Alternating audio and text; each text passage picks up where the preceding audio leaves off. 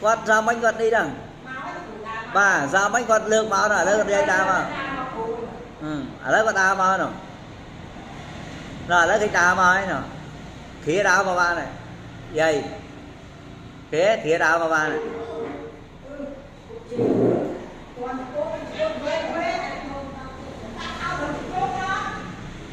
rồi lấy đào mà nè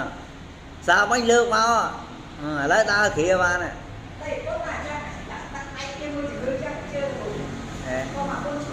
sao bánh lược máu hay là tuần lại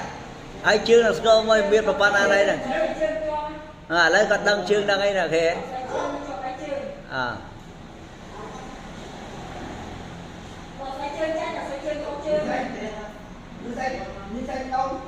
ai con đăng này